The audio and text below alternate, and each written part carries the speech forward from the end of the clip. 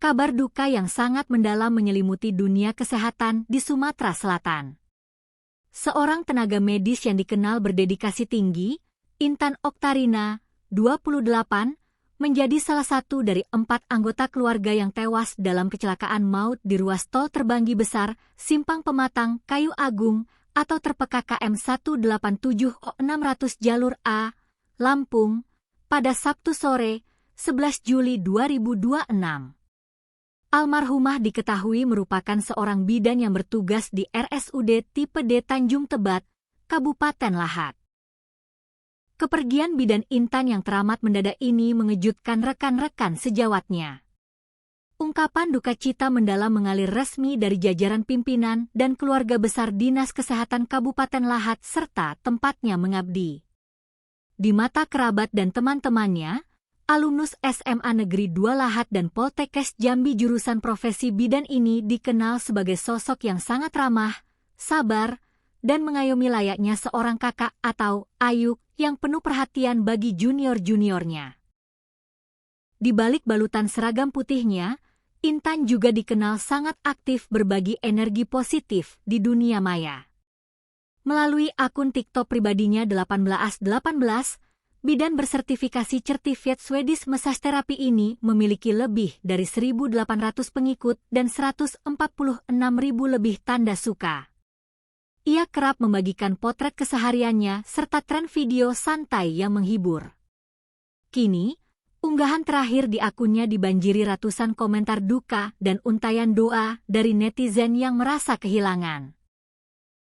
Momen kebersamaan yang sering dibagikan almarhumah kini tinggal kenangan. Sebelum kecelakaan nahas itu terjadi, Intan bersama keluarganya baru saja menikmati liburan impian ke Yogyakarta. Sialnya, dalam perjalanan pulang menuju Lahat menggunakan mobil Toyota Avanza bernomor polisi Bang 1069 kendaraan mereka menabrak bagian belakang truk Hino traktor yang dikemudikan Erwan, 36, sekitar pukul 15.50 waktu Indonesia Barat. Pihak Satlantas Polres Tulang Bawang menduga kecelakaan maut ini dipicu oleh faktor kelelahan dan kantuk berat pengemudi atau human error. Benturan keras membuat mobil Avanza ringsek parah. Intan dan anggota keluarga lainnya mengembuskan napas terakhir saat dievakuasi dalam perjalanan menuju rumah sakit dan setelah mendapatkan perawatan medis akibat luka berat.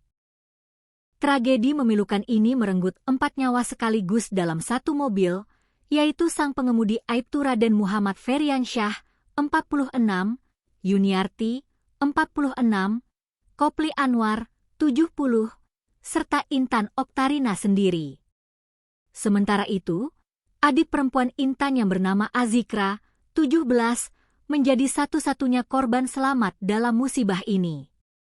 Azikra saat ini masih harus berjuang dan menjalani perawatan intensif di ruang ICU Rumah Sakit YMC Lampung Tengah.